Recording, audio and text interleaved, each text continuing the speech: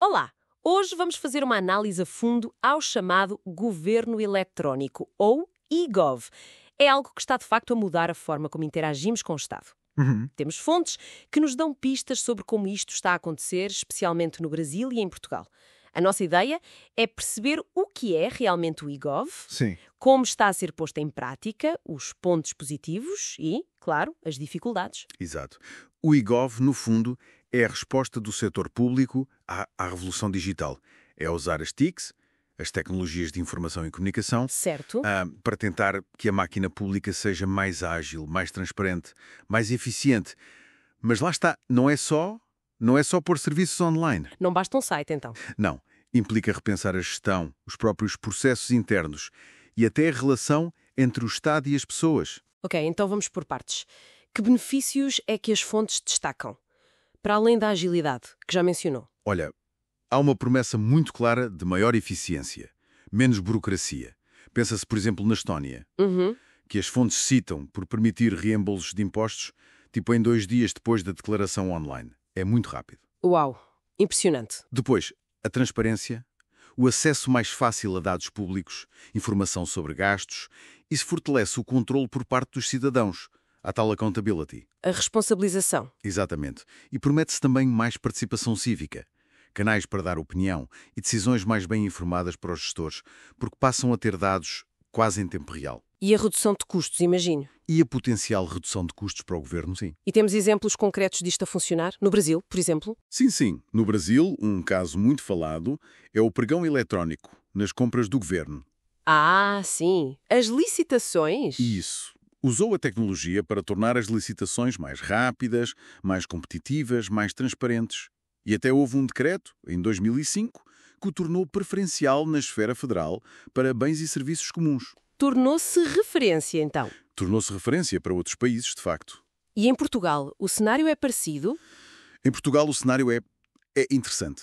O país até costuma aparecer bem nos rankings internacionais da ONU, da União Europeia. Ok. Há iniciativas conhecidas como o Cartão de Cidadão, que juntou vários documentos num só, o Balcão do Empreendedor também, e os espaços cidadão, que tentam levar o digital a locais físicos para ajudar quem tem mais dificuldade. Isso é importante. E há também a plataforma de interoperabilidade, a IAP.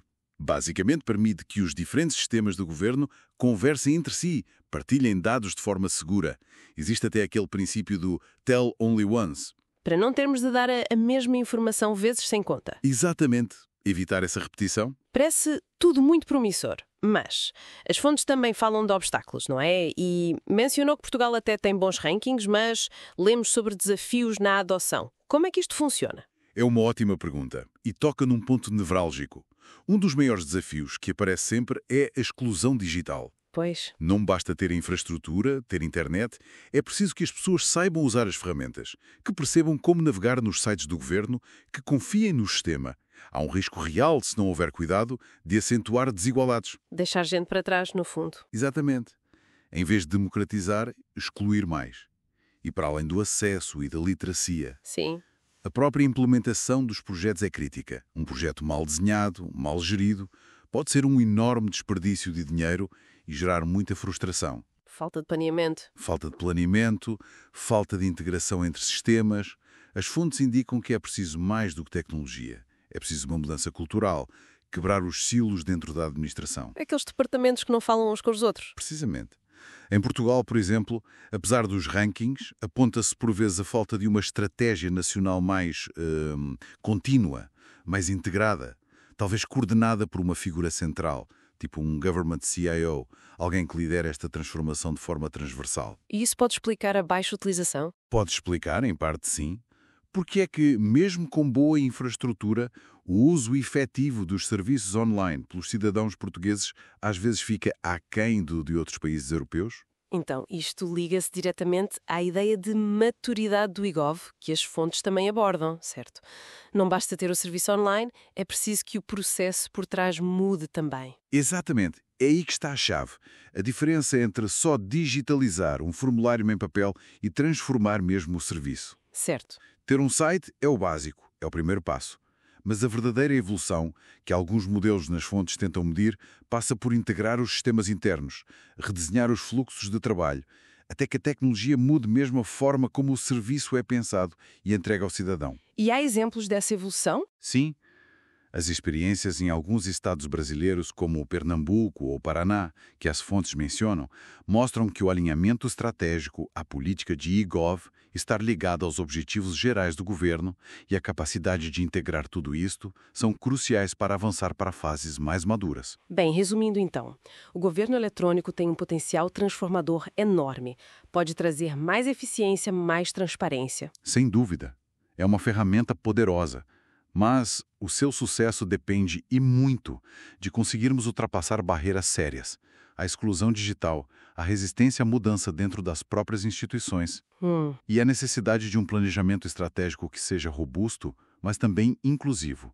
Se ligarmos isto ao panorama geral, é parte de um esforço maior para termos um Estado mais responsivo, mais centrado nas necessidades reais das pessoas. Fica então a reflexão final para quem nos ouve perante este potencial imenso do governo eletrónico, mas também conscientes do desafio da exclusão digital e da necessidade de saber usar estes sistemas.